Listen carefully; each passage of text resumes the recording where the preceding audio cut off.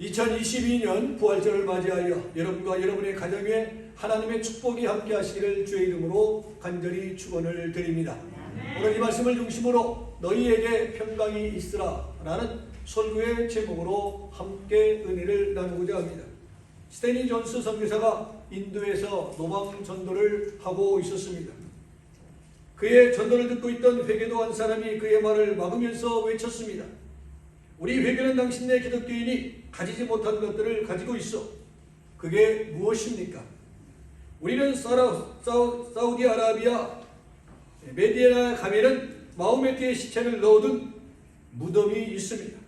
그것은 마호메트가 역사적인 실존 인물이라는 증거 중에 하나가 됩니다. 그러나 당신들이 믿는 예수는 무덤이 없지 않소 라고 했습니다. 그때 스탠리 존스가 박수를 치면서 말합니다. 당신 말이 맞습니다.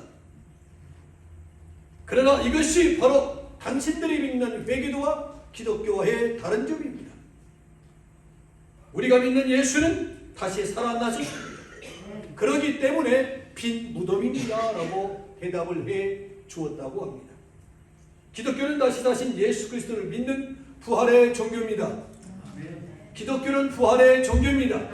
그 예수 그리스도를 우리는 믿고 신앙을 고백하며 산수망 가운데 신앙생활을 하고 있습니다. 요한복음 11장 25, 26절에 보면 이렇게 말씀합니다. 주님은 말씀하시기를 나는 부활이요 생명이니 나를 믿는 자는 죽어도 살겠고 무릇 살아서 나를 믿는 자는 영원히 죽지 아니하리라. 이것을 네가 믿느냐고 말씀하고 있습니다. 그 어떤 선현도 나는 부활이요 생명이라고 말한 사람이 없습니다. 그리고 나를 믿으면 죽지 않고 영원히 산다고 말한 사람도 단 한 사람도 없습니다. 오늘 본문 요한복음 20장은 예수님께서 부활하신 후에 있었던 몇 가지 사건을 기록하고 있는 말씀이 바로 오늘 본문의 말씀입니다. 첫째로 다름질한 제자들입니다. 안식 후 첫날 새벽 평소 예수님을 사랑하던 막달라 마리아가 예수님의 무덤을 찾아가 텅 빈 무덤을 보고 깜짝 놀라지 않을 수가 없었습니다. 왜냐하면 굳게 닫혀졌던 돌무덤이 열려있고 그 안에 계셔야 할 예수님의 시체가 없기 때문에 놀라지 않을 수가 없다는 말입니다. 본문 2절에 보니까 제자들이 달려가서 그 사실을 알렸다라고 말씀하고 있고 4절을 보면은 보고받은 베드로와 다른 제자가 같이 달려가더니라고 말씀하고 있습니다. 베드로와 함께 달렸던 제자는 요한입니다. 요한은 베드로보다 젊은 탓으로 먼저 무덤에 도착했습니다. 그러나 베드로에게 양보하는 미덕을 보입니다. 무덤에 먼저 들어간 것은 요한이 아니라 누구였습니까? 베드로였습니다. 정말 위계의 질서가 있는 요한의 멋진 모습을 보게 되어지고 어른을 잘 섬기는 어른이 먼저 들어갈 수 있도록 배려하는 모습을 보게 되어집니다. 먼저 도착했다고 해서 먼저 무덤에 들어간 것이 아니다라는 말입니다. 바울은 신앙생활을 다름질로 비교하고 있습니다. 고린도전서 9장 24절에 보니까 운동장에서 다름질한 자들이 다 달릴지라도 상을 받는 사람은 한 사람인 줄을 너희가 알지 못하느냐. 너희도 상을 받도록 이와 같이 다름질하라고 말씀하고 있습니다.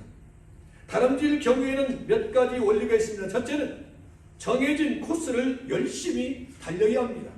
둘째는 빨리 달려야 합니다. 셋째는 끝까지 달려야 합니다. 신앙생활도 비슷합니다. 제멋대로 달리면 안 됩니다. 말씀대로 믿음의 길을 따라서 달려야 합니다. 정해진 코스, 법에 따라서 달려야 하는 것입니다. 신앙생활도 끝까지 해야 하는 것입니다. 기분 따라서 한다든지 변덕을 부린다든지 환경 따라가는 것은 좋은 신앙생활이 아닌 것입니다. 끝까지 완주해야 합니다. 그러기에 사도 바울은 이렇게 말합니다. 나는 선한 싸움을 싸우고 나의 달려갈 길을 마치고 믿음을 지켰다라고 말씀하고 있음을 보게 되어집니다. 사랑하는 교우 여러분, 2022년 부활절을 맞이하여 중단하지 마시기를 바랍니다. 끝까지 달릴 수 있는 여러분이 되기를 축복합니다. 절대로 모든 일에 포기하지 마시기 바랍니다. 내가 만난 예수님, 내가 믿는 예수님을 끝까지 사랑하고 섬기는 성도 여러분들이 되시기를 주의 이름으로 축원을 드립니다. 둘째로 새벽에 만난 예수님입니다. 본문 1절에 보면 막달라 마리아가 맨 먼저 이른 새벽 예수님의 무덤을 찾아갔다라고 말씀하고 있습니다. 막달라 마리아는 귀신 들렸던 여인이었는데 주님의 은혜로 구원받고 주님을 정성으로 따르며 섬기는 여인이었습니다. 그 은혜를 늘 잊지 아니하고 주님 가까이에서 섬기는 여인이었습니다. 본문 11절을 보면 예수님의 무덤이 비어 있는 것을 본 마리아가 무덤 밖에 서서 어떻게 했습니까? 엉엉 울었습니다. 그때 무덤 안에 신을 입은 두 천사가 앉아있는 모습을 봅니다. 여인이여 여자여 어찌하여 우느냐? 사람들이 내 주님을 옮겨다가 어디 두었는데 내가 알지 못하여 울고 있습니다 라고 말합니다. 그때 마리아의 등 뒤에 누가 서 계십니까? 다시 사신 예수님이 서 계셨습니다. 그때 예수님께서 뭐라고 하십니까? 여자여 어찌하여 울며 누구를 찾느냐? 마리아는 예수님을 동산지기로 알고 당신이 옮겼거든 내게 가르쳐 주십시오. 내가 예수님을 모시고 가겠습니다. 그러자 예수님께서 뭐라고 말씀하십니까? 마리아야 라고 부르면서 그때 마리아가 뭐라고 합니까? 선생님이여 라고 말합니다. 이른 새벽 무덤을 찾아간 마리아는 최초로 부활의 주님을 만난 사람이 될 것입니다. 다시 사신 예수님을 만난다는 사실에 주목해 보시기를 바랍니다. 아브라함이 이삭을 바치기 위해서 모리아 산을 떠난 시간도 새벽이었습니다. 야곱이 천사와 씨름하고 승리한 증표로 이스라엘이라는 이름을 받은 것도 새벽이었습니다. 한나가 하나님께 눈물을 뿌리며 기도하고 응답받은 시간도 새벽이었습니다. 출애굽기 14장 26, 27절에 보니까 홍해가 갈라져 이스라엘 백성이 홍해를 육지같이 건넌 때도 새벽이었습니다.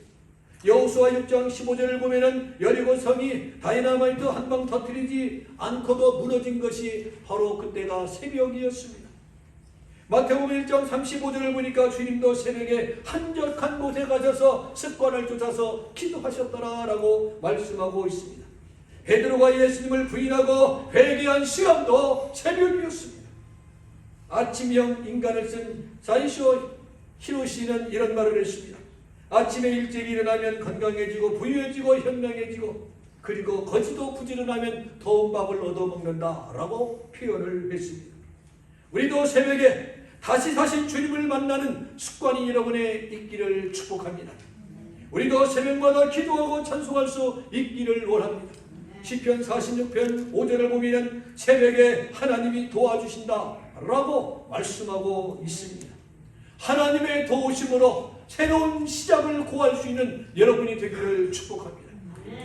세 번째 마지막 말씀은 제자들이 만난 예수님입니다. 오늘 본문 19, 31절을 보면요, 예수님이 두려워 떨고 있는 제자들을 만나 주셨고 도마를 만나 주신 기사가 오늘 본문의 말씀입니다. 본문 19절 이하를 보니 유대인들이 두려워 문을 닫고 있던 제자들에게 다시 사신 예수님이 찾아오셔서 그들에게 두 가지를 명령하고 있습니다.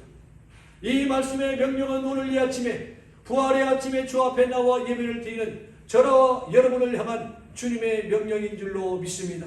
첫째는 너희에게 평강이 있을지어다 라고 말씀하고 있습니다. 코로나로 인하여 두려워하고 있는 심령들을 향하여 두려워 말라 내가 너와 함께함이니라.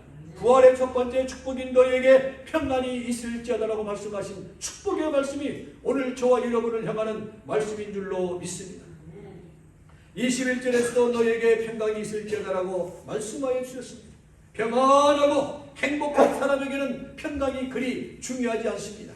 돈이 있는 사람에게는 돈이 중요하지 않는 것처럼 평안하고 태평생활을 하면서 살아가는 사람에게는 평안이라는 단어는 별 중요하지 않습니다. 그러나 두려움 속에 살아가는 사람, 염려와 근심 속에 살아가는 사람에게는 평안은 참으로 소중한 것입니다. 불안한 사람, 늘 편치 못한 사람에게 평강은 선물 중에 최고의 선물이 될 것입니다. 병든 사람에게 당신의 병은 고칠 수 있습니다. 실패한 사람에게 당신은 다시 일어설 수 있습니다.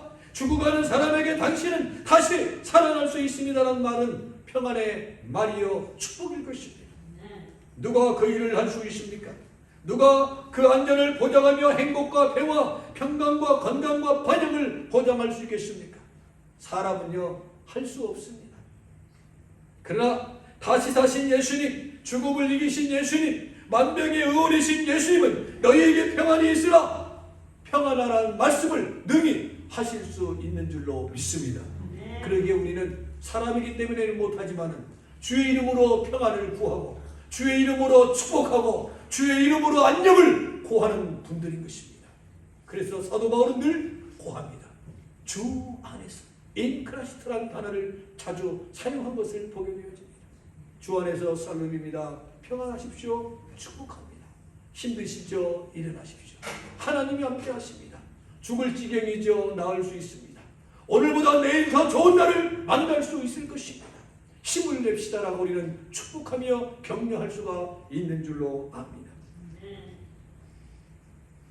둘째 명령은 무엇입니까? 성령을 받으라 말씀합니다. 오늘 본문 22절에 보니까 성령을 받으라 말합니다. 창세기 2장 7절에 보니까 아담에게 생기를 극구에 불어넣으셔서 생기를 불어넣으셨다라고 했습니다. 그리고 에스겔 37장 9절을 보니까 여호와께서 골짜기의 마른 뼈들에게 생기를 불어넣으니 무엇이 되었더라? 군대가 되었다라고 말씀하고 있습니다. 우리가 사는 날 동안 주님이 주시는 기쁨과 평안을 누리려면 성령을 받아야 하고 성령 충만을 받아야 바른 신앙생활을 연구해 나갈 수가 있습니다. 우리가 예수를 믿음으로 구원받은 사람은 성령을 받지만 성령 받은 걸로 끝나는 것이 아니라 성령 충만해야 그리스도인 나온 천국의 백성다운 삶을 살아갈 수가 있는 것입니다. 성령 충만해야 교회 다니면서 딴소리 하는 것입니다. 딴소리 하지 않는 것입니다. 사람 보고 신앙생활을 하는 것은 성령 충만하지 못하기 때문에 그렇습니다. 성령 충만한 사람은 사람을 보고 신앙생활을 하십니다. 어떤 사람이냐, 모든 사람은 저를 비롯해서 사람의 냄새가 납니다. 털어서 먼지 안 날 사람이 없습니다. 왜요? 흙으로 지음받고 흙으로 만들었기 때문에 먼지가 나는 것입니다. 흠이 있습니다. 단점이 있습니다. 오직 주를 바라보고 바른 신앙생활을 할 수 있는 저와 여러분 되기를 축복합니다. 우리의 신앙생활의 표준은 예수 그리스도이십니다. 우리 신앙생활의 표준은 텍스트북은 오직 성령 66권의 말씀인 줄로 믿습니다.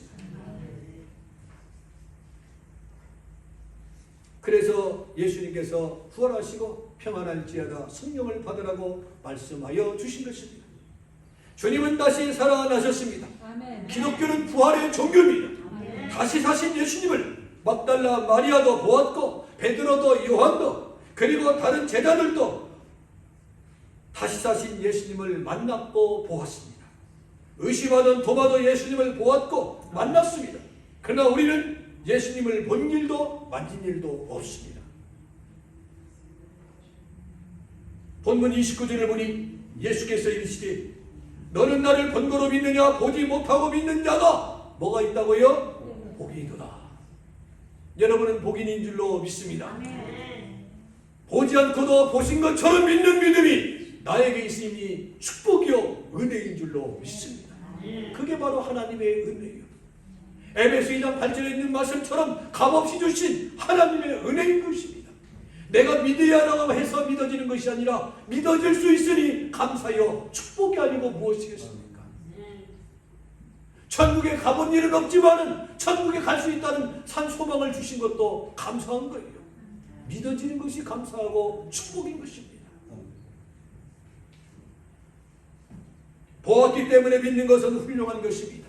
그러나 보지 않고도 믿는 것은 정말 위대한 것입니다.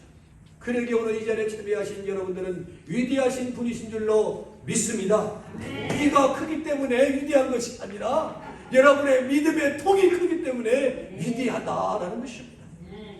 평강을 누리며 성령 충만한 삶을 사는 것은 행복한 일입니다. 해돋는 교회 연구 목표가 무엇입니까? 행복한 목회, 행복한 신앙생활입니다. 목회자도 행복해야 되고 성도들도 신앙생활이 행복해야 할 줄로 믿습니다. 그러기 위해서는 우리에게 하늘에 산 소망이 있어야 되고 내가 믿는 예수님처럼 나도 부활할 수 있다는 확신과 믿음이 있을 때 행복해질 수가 있는 것입니다. 그런 사람은 환경을 초월하여 살아갈 수가 있습니다. 말씀을 마칩니다. 주님은 오늘 또 말씀하십니다. 나는 다시 살았노라. 너희에게 평강이 있을지어다. 성령을 받으라고 말씀하십니다. 우리는 주님을 향해 고백합시다. 다시 사신 예수님을 믿습니다. 나에게 평강을 주옵소서, 나에게 성령의 충만을 허락하여 주옵소서라고 고백할 수 있기를 원합니다. 다시 사신 예수님으로 인하여 넘치는 평강과 성령 충만한 교우 여러분들이 되시기를 주님의 이름으로 축원을 드립니다.